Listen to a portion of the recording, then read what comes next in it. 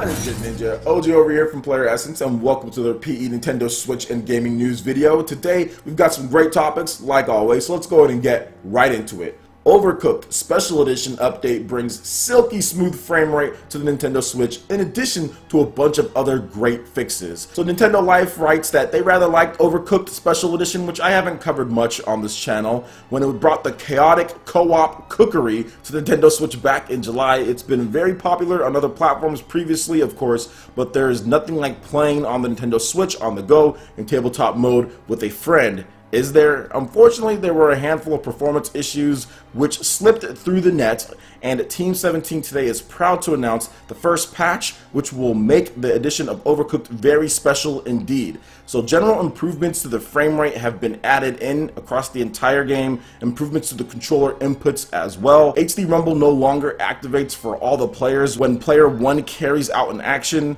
A crash triggered after lowering the vibration settings is fixed. An exploit for chopping in the single player mode has been removed. An error in which work top highlights was missing under the certain circumstances is fixed. A bug causing the timer to cut off when switching between handheld and TV mode has also been fixed. Now Team 17 isn't finished yet. There will be more additions and a secondary patch to improve the experience even further and also to the performance as well, so look forward to that. And let me know what you guys think about this, because I have not played Overcooked at all. I'm not really sure what it's about. I know it was at one of Nintendo's Nindies Directs at one point, and people do like the game, but it's more of a multiplayer style game. So I think that's the biggest reason why I haven't jumped in yet. There's not really a lot of single player stuff, at least from what I understand. It's not as fun to play in single player as it is to play with multiplayer, and there's no online multiplayer for me to experience that. So I felt that it wouldn't be the best for me to tackle this game, or at least try to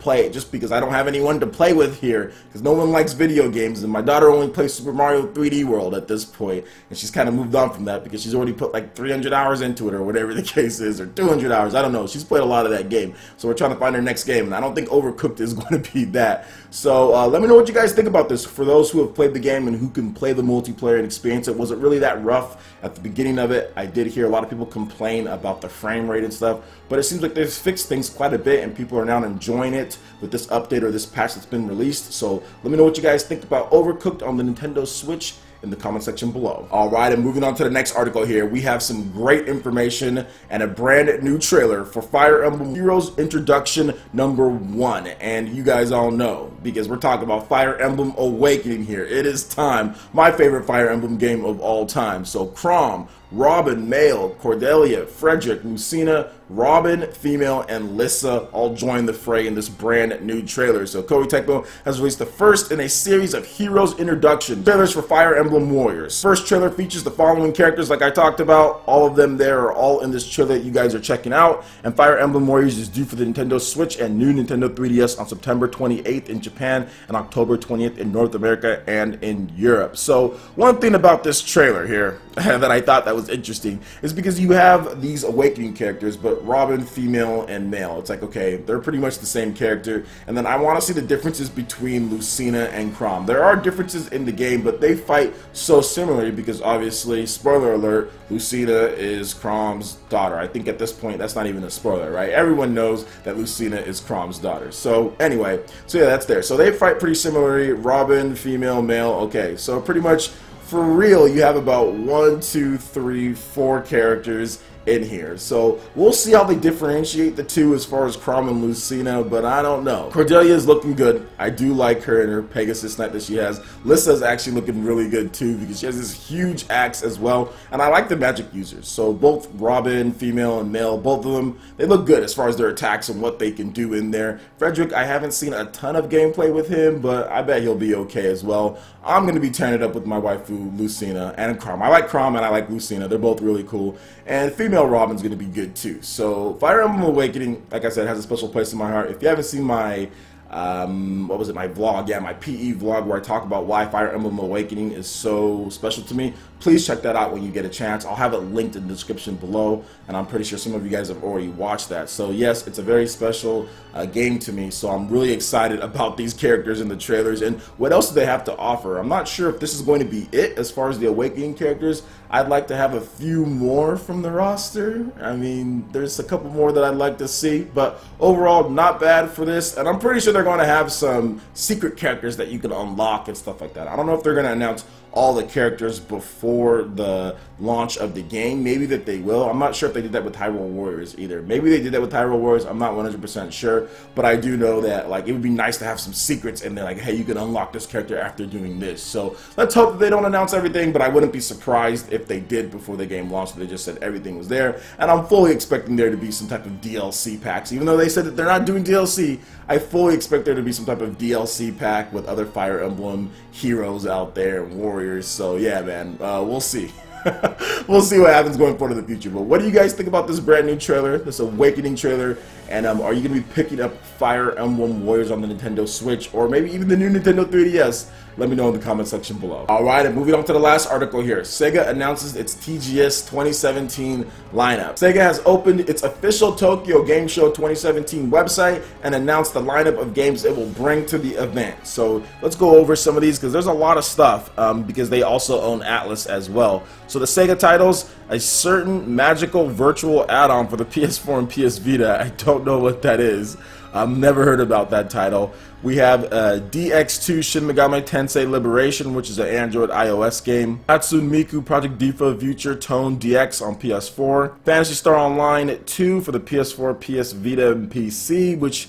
why are they still showing off that game? That game is so old at this point. Can you localize it? Can we get an announcement for localization, please? Sonic Forces on the PS4, Xbox One, and Nintendo Switch will also be at the show. Yakuza Online for the iOS and Android, and Yakuza Kiwami 2 for the PS4. All those will also be playable for the most part, except for Hokuto ga Gotoku, which I probably said wrong the first time. That's just going to have a theater, trailer, stage, and photo spot. So that will not be playable. But pretty much everything else that I talked about here first will be playable. And let's talk about Atlas titles. So Shin Megami Tensei Deep Strange Journey for the Nintendo 3DS. That will also be playable, and we'll have a stage and trailer. Nothing really too exciting out of Sega's lineup, I'll be honest. I mean, I know there's going to be the Fist of the North Star people that are really excited about that game, that the Yakuza team is making that style of game, but I've never been a huge Yakuza fan. It's not something that, you know, I'm like, oh yeah, I can't wait to play the games. I played a demo on the PS3, and I just didn't really like it. And they let you go a lot of places in the demo. Like, there was a lot of gameplay in that demo, I remember, on the PS3, and it just wasn't my style of game. Just wasn't really feeling the different type of side quests and stuff that you can do.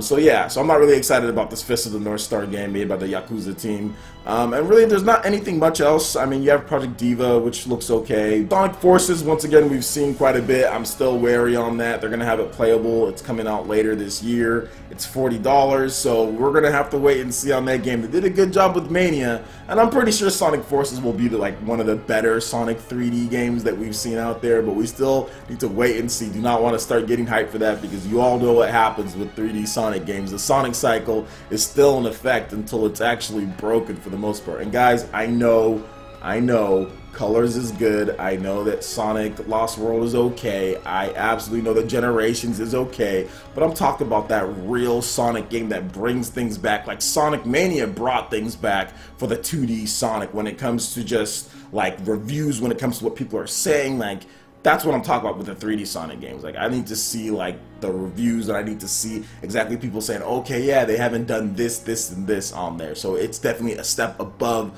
those games. I don't want a game that matches Generations or matches Colors. I want a game that clearly surpasses those, and it's like by far the best 3D Sonic game, which, you know, it's 3D Sonic. So yeah, we'll wait and see on that one. Other than that, there really isn't anything much that I'm super hyped about, except for like Phantasy Star Online. Sega will not localize the game. I mean, I know there's ways to play it, but if they can just put out the game on PS4 here, I'm not sure what they're waiting for or why they won't do it. But if they just did that, I would be happy. Or if we could just get a PC version over here, that's fine. I'll take that. But Sega refuses to localize Phantasy Star Online 2, which I don't know why.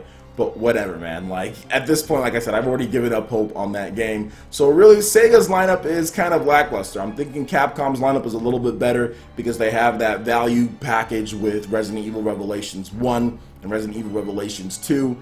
But we still need to wait and see some of the other companies. I know Bandai Namco, I've talked about theirs. There's been a few other ones out there, but we'll see about this. I think Square Enix so far has the best Tokyo Game Show, just because part of the Octopath is going to be there, and I'm really excited and looking forward to that game. So overall, Bandai Namco, Square Enix, Sega, who else? Capcom, they've all announced theirs. We got a lot of the big hitters in Japan. Who is your favorite in terms of lineup so far? I would love to hear you guys' thoughts in the comment section below on that one. Alright, Ninja, that wraps it up for this video here. Go ahead and check out the links in the description below. We've got Facebook, we've got Twitter. Go ahead and give us a like and a follow on our social media. Really helps us spread the content of PlayerEssence across the interwebs in addition to YouTube. Also, make sure you check out our Patreon page. Pledge any tier. Be entered to win some awesome prizes each month. In addition to that, we have Discord voice chat and $10 prize each shop tournaments for Mario Kart 8 Deluxe, Splatoon 2, and more. So support PE Live and PE Arena right here on PlayerEssence. Also, make sure you hit that like button if you did like this video. Lets me know you guys want more content like this going forward in the future. And subscribe to PlayerEssence for the latest news, reviews, discussions, and more.